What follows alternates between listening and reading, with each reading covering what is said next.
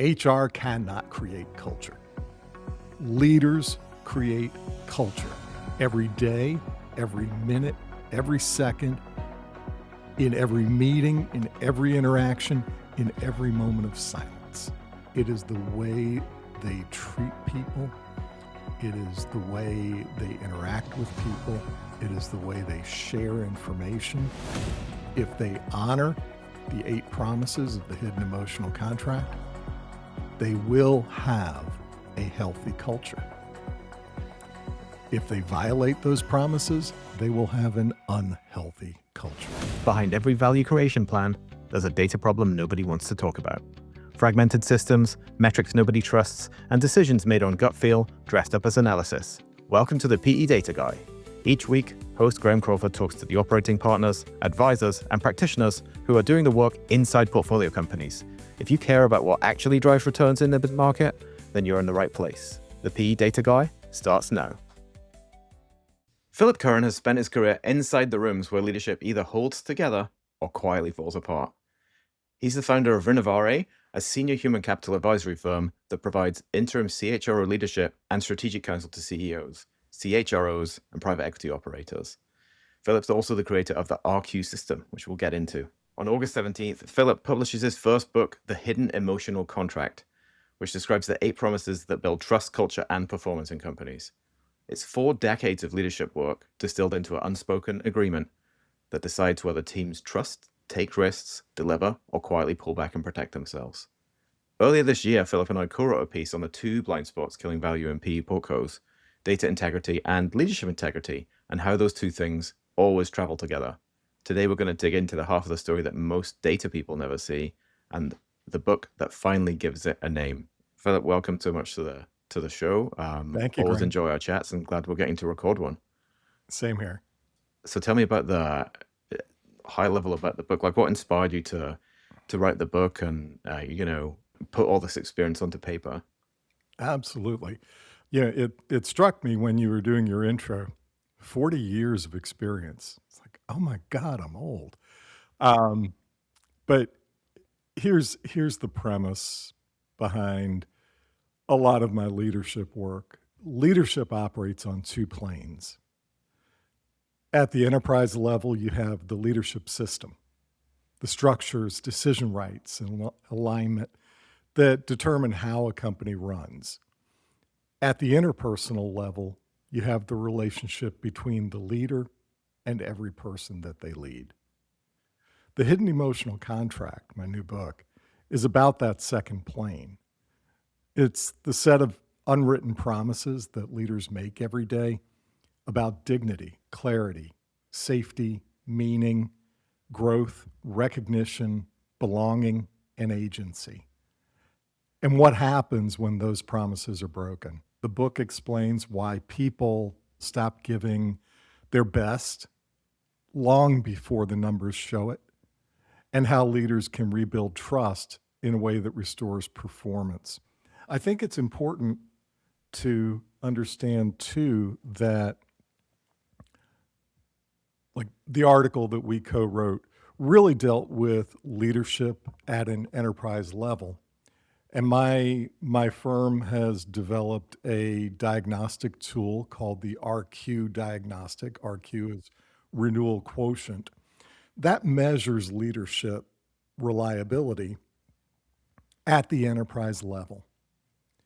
But you can't understand leadership, and importantly for a PE audience, you can't understand leadership and its ability to deliver on the value thesis for an organization unless you understand leadership at both planes, the enterprise and the interpersonal.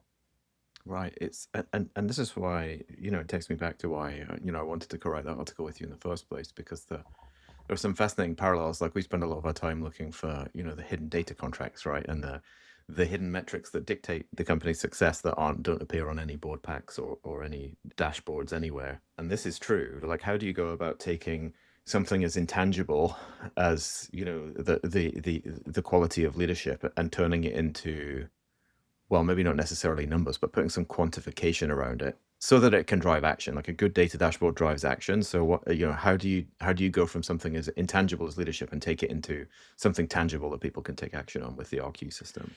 Yeah, I think the important thing is that the hidden emotional contract is not a checklist, it's not a dashboard, it's a framework. What I've tried to do is give leaders a model so that they can understand the expectations, the unspoken expectations that their people come to work with, and that they understand what they are. But equally important, they understand how easily they're broken. And most leaders break these 8 promises unintentionally. But when they're broken, people withdraw. They protect themselves. They stop taking risk. They stop innovating. They stop collaborating.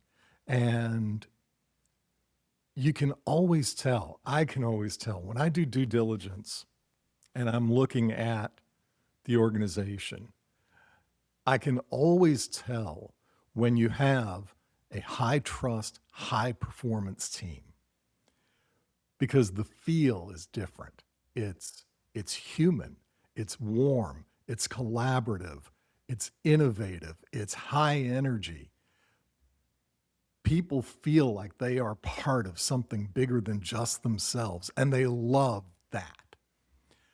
But you can also tell when the contract's been broken. Because when people withdraw, when they protect themselves, the environment becomes colder. It's more brittle. It's less trusting. It's more political. It's more transactional. When you walk into a portfolio company, like how quickly do you feel that? I really think so. I have the advantage of walking into portfolio companies in a couple of roles, actually in 3 different roles. I've walked in as a consultant. I've walked in as an interim chief human resource officer, and I've walked in as a leadership architect brought in by private equity or by the CEO because something's off. We just don't know what. Leadership at all levels will put the absolute best face on things, but observing interactions between leaders and the people they lead will really give me good insights into how well maintained the hidden emotional contract is. We'll go back to Business 101. Everybody in business has read Peter Drucker, and everybody in business knows that Peter Drucker said, culture eats strategy for breakfast. Yes, a very famous quote. The hidden emotional contract is really what gives rise to culture. And I talk about this in the book. If you ever want to see a bunch of executives just absolutely tune out, get them in a meeting and say the word culture. They'll all start nodding. And they'll say, oh yeah, culture, very important, very strategic, very someone else's job. And they talk about culture. I mean, I've had CEOs talk about we need to have a culture of innovation. We need to have a culture of accountability. Mm-hmm. We need to have a culture of urgency, as if my checklist, I've heard all of those. yeah, as if we can just print posters, put them on the wall in the break room, and voila, we have a new culture. So I go so far as to say that leaders have no idea what culture is. Yeah, well, let me test my definition on you, and you can give me marks out of 10. If nobody's accountable for an objective, if it's a shared leadership team accountability, that means nobody does it, right? Based on my experience. In order to truly make progress, that could be on revenue, that could be on efficiency, that could be profitability, that could be time to market, that could be whatever. You need somebody with a head on it, and that's your thing, right? And then they'll drive forward, and then you get action. But the thing with culture is you can't do that, because my understanding of culture is it's a shared understanding across an organization of what gets rewarded and what gets punished. And that's the sum of everybody's behavior, like every leader across the organization. So whether you like it or not as a leader, you're contributing to the culture of the team, the department, the company. I would give you a solid C. No, I'll take a C. And I've had worse grades than that. and the reason I don't disagree with you, Graham, I just think it's an Of course. incomplete definition. We start the book by defining culture. It's not fair to ask people to read a book that discusses a concept without giving them a working definition. So the working definition that I use is pretty basic. It's pretty simple. But culture is the lived experience of people working for you. And it is driven by the exhibited behaviors of leaders. It's that simple. So I've been in situations where, I've been sitting in the chief human resource officer seat and the CEO said, Phil, I need you to create a culture of, time out. It doesn't work that way. HR cannot create culture. Yeah. Leaders create culture every day, every minute, every second, in every meeting, in every interaction, in every moment of silence. It is the way they treat people. It is the way they interact with people. It is the way they share information. And if they honor the 8 promises of the hidden emotional contract, they will have a healthy culture. If they violate those promises, they will have an unhealthy culture. Leaders can't avoid creating culture. The only decision they can make is, are we going to create it by accident or intentionally? Right. Leaders who say, "Oh, my door is always open. I always want feedback. Like, please come and disagree with me." But yeah, you come and disagree with them, and then they sideline you, right? In which case, the door can be open as much as you like, but people ain't going to walk through it. Absolutely. Yeah, or you knock the narrative off its road. I want us to come back to like different definitions, because I think culture was a collectively creative thing, as you said, that all leaders take part in, either accidentally or by design.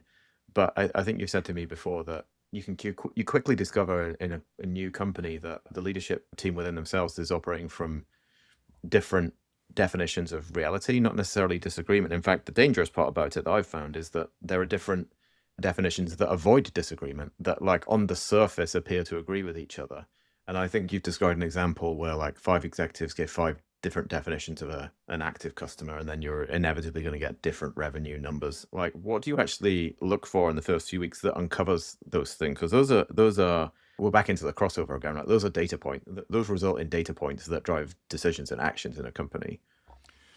They are. In the example in the article we jointly wrote, 5 executives, 5 different definitions of what is a customer. Obviously, it gives rise to different definitions of revenue. But somewhere along that work stream,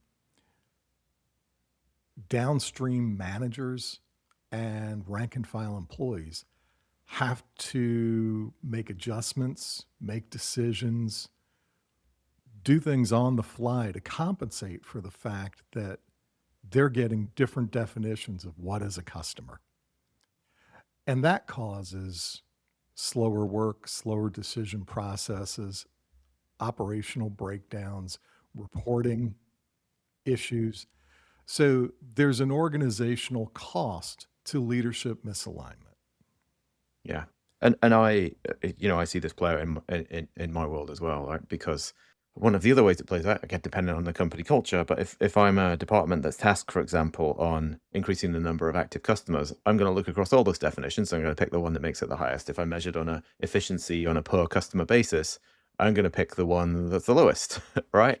Right. And those things will be open to me, and all that will come back up the chain afterwards as a result of that is a green dashboard that potentially shouldn't be green, depending on wherever it's taken. But if the culture is not there of like, it's okay to say that something isn't working. This is the whole raison d'etre of the article, right? Isn't it? These two things wind around each other all the way. Exactly.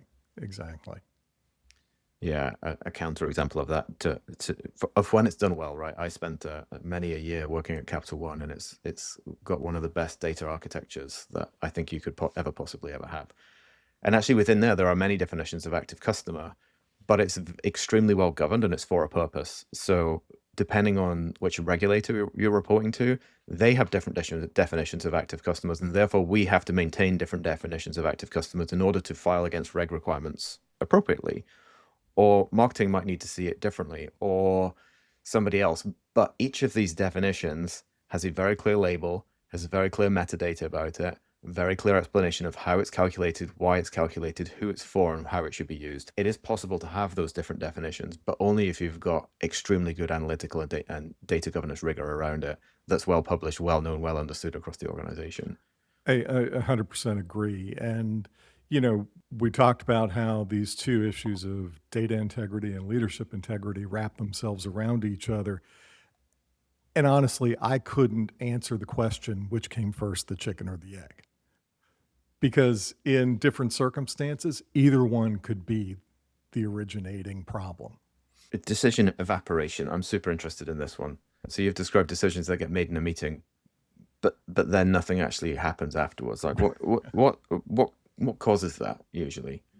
So these are issues that are really enterprise leadership levels. There are enterprise leadership level problems. The scenario you've described really boils down to typically one of two different issues.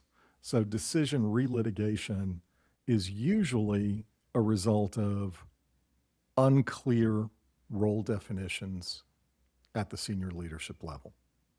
It may be that the decision falls in this gray area between two leaders' understanding of their responsibilities. Right. So it's fallen into a crack. Absolutely, yeah. I've also seen it where it falls in the overlap.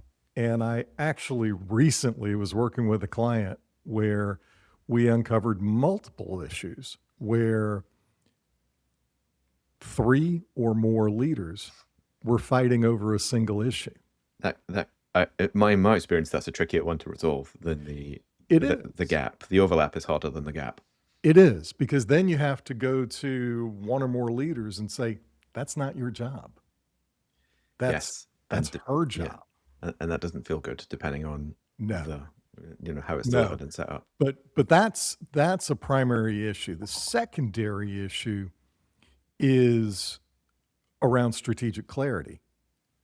When a decision is made and maybe it falls into one leader's area of one leader's purview, but the organization or the leader responsible for executing this decision do not believe that it is aligned with the strategic direction of the organization. And so they don't put the foot on the gas. And they bring it back to the table to say, are we sure? And so I've seen those being the two primary causes. But when you have an organization that is prone to relitigation of decisions, it slows the decision cycles. And in most organizations, decision velocity matters. I would say there are a very small handful that I've dealt with that decision velocity maybe wasn't a critical issue.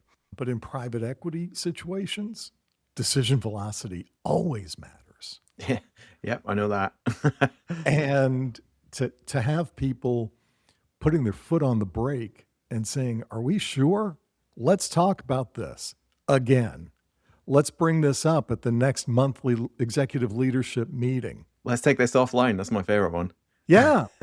I mean, I see it when it keeps coming back to the leadership meeting. I see it when a decision gets made in the meeting, but then people get on the elevator to go to their offices and another meeting happens on the elevator.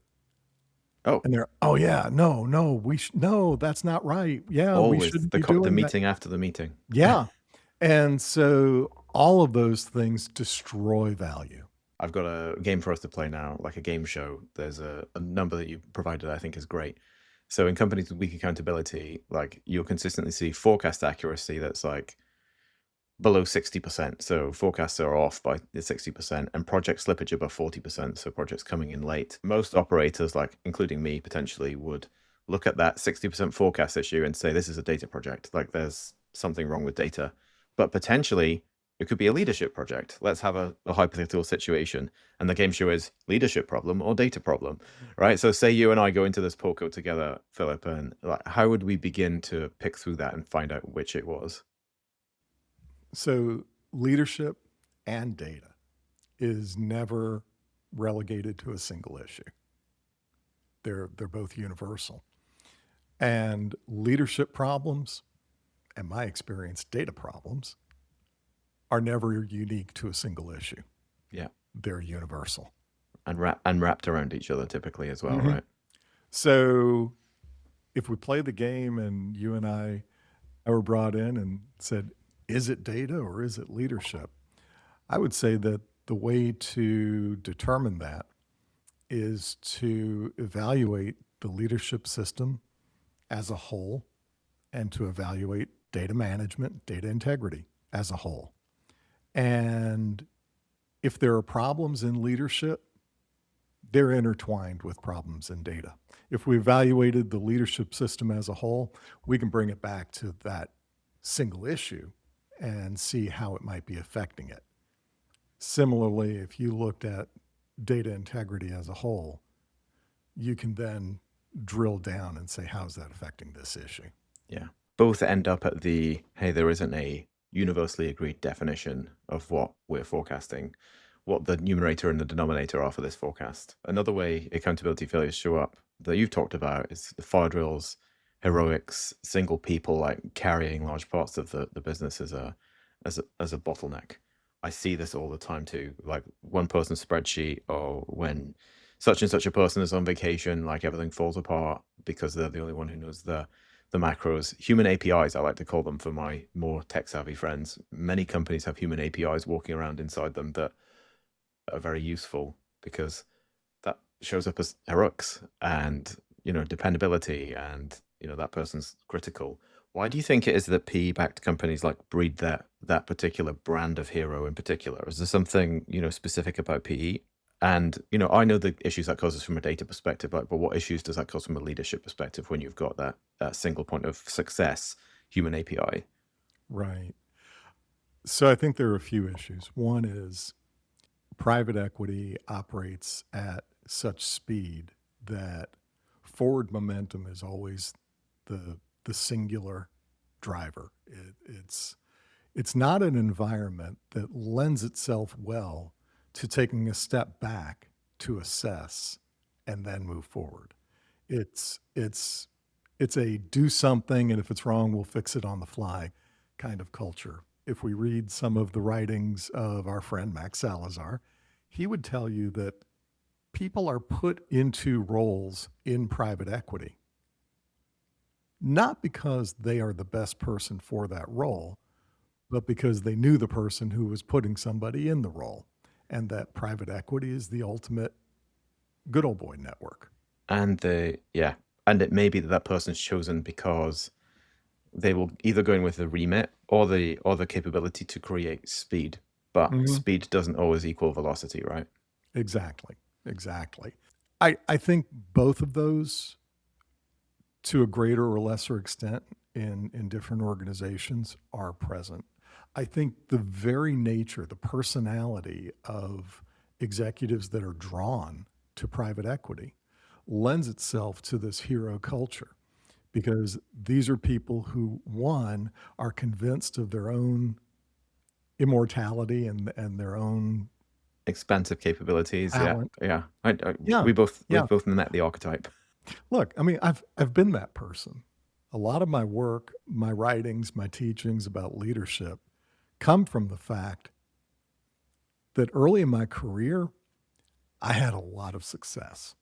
It went to my head. And I became convinced of my own rightness. And I tend to make a lot of decisions intuitively. I see patterns, and that pattern recognition allows me to make decisions and make quantum leaps rather than worrying about crunching a lot of numbers. So I know where this is ending up, and so I just go there. I also kind of became an asshole because of all that. And I realized one day that I didn't like the guy looking back at me in the mirror when I shaved every morning. How long ago was that? Like, was there a particular shave you were having where you came to that realization, or did it accumulate? And regardless of the answer, when you had the realization, what did you do? What action did you take? I described it to a very close friend, and he said, "Oh, that was a close shave." Um, Graham, thankfully, it happened a little over 30 years ago.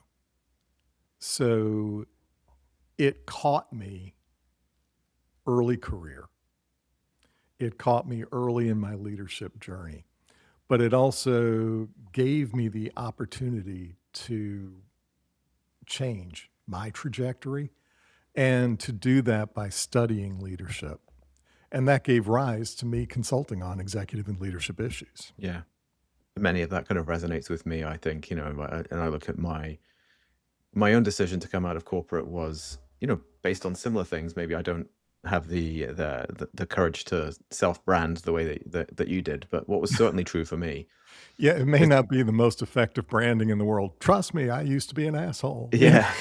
No, it's fine. The same is true in private equity as well. Like in those CEO roles, like you have to sometimes certain behaviors beget success and outcomes, and the size of company, type of role, Mhm. the situation the company's going in, and I think to Maxwell's point, are all factors that dictate what the correct leader is, right? Absolutely. But the get shit done, whatever the cost, cut costs, whatever the cost, go fire people, whatever the cost, requires a certain type of person. And in one of the roles, for example, yeah, I understand what needs to be done to be successful, and I could do it, but it wouldn't feel like me, right? And I think that I'd reached a certain point in corporate of like, I understand the rules of this game, how to play it, what's required to be successful. I don't want to play that game, right? I want to play the game, differently, away from the world of transformation theater and managing perception as a critical part of whatever. I'd rather work in a truly outcome based meritocratic environment. But I greatly appreciate you sharing that, and I'm sure it helps you be better at what you do. Well, I appreciate that. It's important, especially for a PE audience. The work I do around the RQ diagnostic. RQ is renewal quotient. And really it's a measurement of a leadership team's ability to constantly renew itself in the face of challenge and change without losing focus on their strategic objectives. And it is truly a measure of the leadership system at the enterprise level. Private equities embrace that concept because not only do we measure the reliability of the leadership system, we pinpoint problem areas, but we also quantify the cost to the organization of any misalignment in the leadership team. But private equity tends to totally ignore the hidden emotional contract. And as I said at the start of our conversation, if you're going to understand leadership, if you're going to understand the performance of an organization, you have to understand leadership on both planes, the enterprise and the interpersonal. And so I think that's an area where the kind of hero operations that we see, the kind of slash and burn that we sometimes see, the cost management at all cost approach, they're actually detrimental to the hidden emotional contract. And as we also talked about, culture trumps strategy. But culture is the hidden emotional contract at scale. Right. It's the collection of all the hidden emotional contracts in the organization, Absolutely. right? That's absolutely right. So we talked about the two different types of the emotional contract, but Your book, which is coming out on August 17th, just after this episode airs, talks about 8 promises. Can you just walk me through the 8 promises and what they are in that hidden emotional contract? Oddly enough, I can. Surprise. It may have been very difficult for me a couple of years ago when I started formulating this book, because originally I had over 30 concepts that eventually became called promises. I was able to fold them into each other. And some, like, when I talk to people, very often they'll say, but what about fairness? Isn't fairness one of the 8 promises? It's like, well, no, not actually, because fairness is implicit in a lot of the promises. To answer your question directly, Graham, the first promise is dignity. And that's, the leader saying, I'll treat you with respect in how I speak, how I decide, and how I act. You have inherent worth just because you're a human being. You live and breathe, and I will treat you with dignity. The second is clarity. And this is where you can see strong links between leadership at the enterprise level and leadership at the interpersonal level. I will help you understand why what we're doing matters and how it affects everything around you. I'll put your work into context. If we don't have strategic clarity coming from the senior leadership level, we can't provide. Yeah. The real people are working clarity. without purpose then, basically. Yeah. The third is safety. And safety is not just physical safety. It's emotional safety, psychological safety, professional safety. And what does that mean? I won't get fired? Well, physical safety is clear, right? Psychological safety would be I am free to ask questions, to challenge processes, to point out problems without fear of retaliation or loss of job. The next is meaning, to understand why your work matters and connect it with a mission. And in each chapter of the book, I introduce the concept by providing a story from my career. In most instances, it's a story from my consulting work. In a couple of instances, it's actually a story from my career. But I can't wait to read and guess which ones. oh, it's very clear.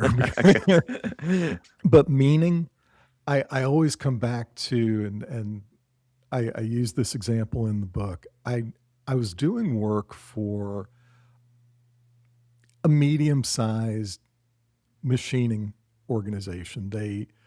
The work the people did was they machined parts for manufacturers, and they were machining metal to extraordinary tolerance levels. Like the width of a human hair would mean this was a defective part.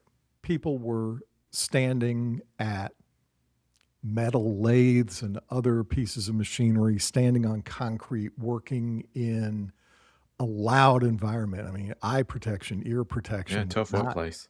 Optional. And the CEO one day said, I don't understand. Our turnover has always been very low, very stable, but it just seems like it's starting to rise, and I don't understand why. And so I spent time talking with the employees, and the kind of comments that I got were things like, our work doesn't matter. I mean, I'm just making a piece that will go into another machine, and so who cares? I shared that with the CEO, and the CEO was flummoxed. I love that word. Yeah, it's a good one. flummoxed. Great for Scrabble. And he explained that The machine, the machinists were creating parts that were going into primarily medical equipment, heart-lung machines that kept patients alive during surgery, defibrillators that could bring people back when their heart stopped beating. And instead of just putting out a newsletter to say, here's where your work goes, he brought people on site and had a company all hands meeting. And he actually introduced people to a little boy that was saved by a piece of medical equipment that had their part in it. Yeah, that's cool. And he actually changed the logo to include a tagline. And it was, XYZ company, we don't just make parts, we save lives. And people had a newfound meaning to their work. And so that was a great example of someone understanding the hidden emotional contract, understanding that people needed to have meaning in their work and providing it. So the next promise is growth. People have to think that there's a believable path forward for them, that they will be better tomorrow than they are today, that they will become worth more in the marketplace by being here. More marketable. Yeah. The next is recognition. Recognition and promotion are not the same thing. And this is actually an example that came from my career, where I contrasted my first two bosses, and I called it A Tale of Two Bosses. So if Charles Dickens had written a book about modern corporate life, this would have been it. My first boss, I did a project outside of work because I thought this is something the company needs to consider. And I brought it to him, I gave it to him, and I heard nothing. And a week later, I went to him and I said, hey, Pete, did you read it? He goes, well, yeah, I mean, I got it, but it wasn't needed. It wasn't asked for. And I said, okay, but did you actually read it? And he looked at me and he said, hey, Phil, if you have time to do this, I've got more work I can give you.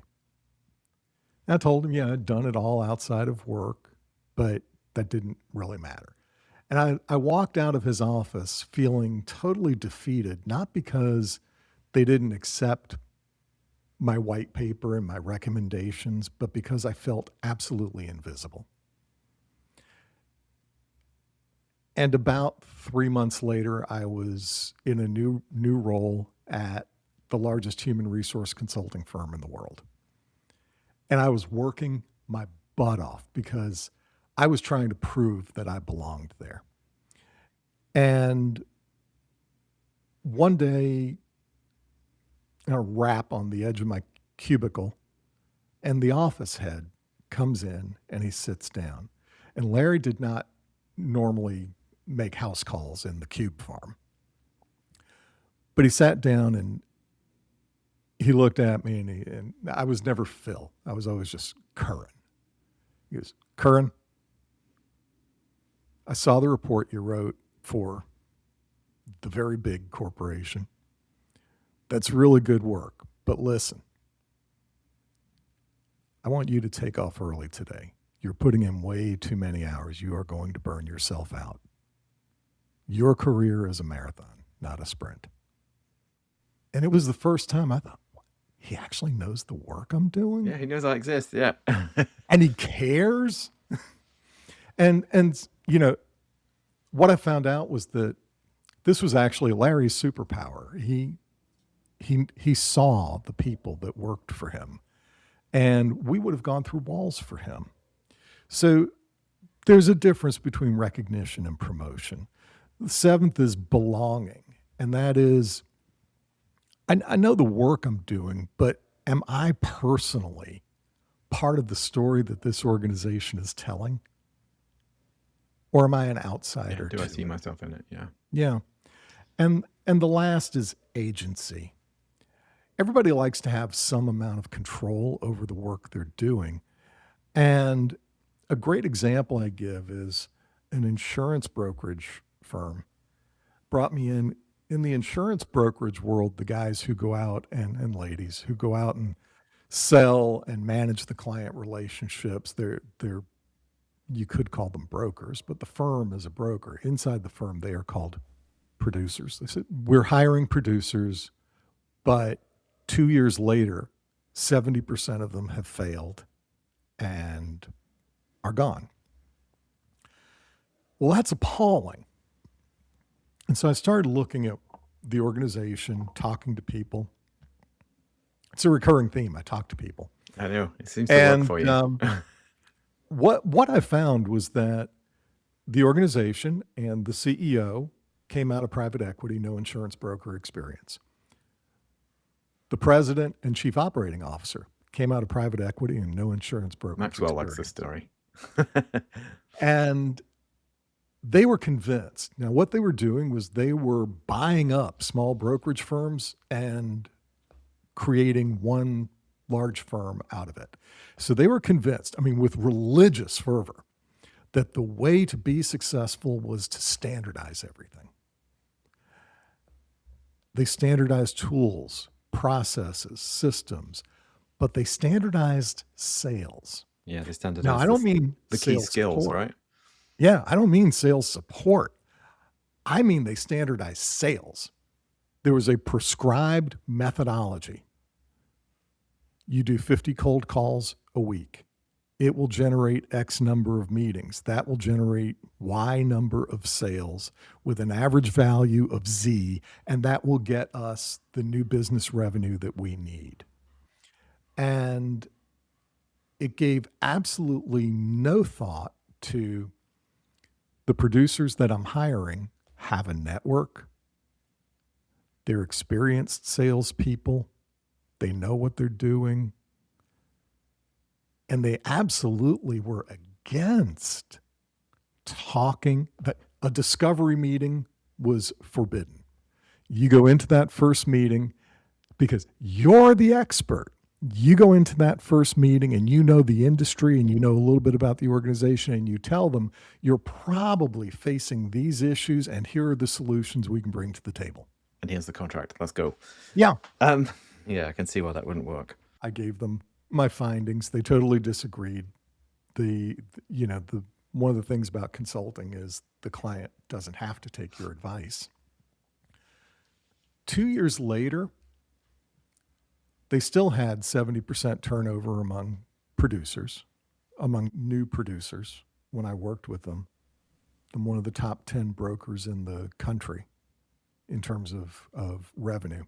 They'd fallen out of that top 10.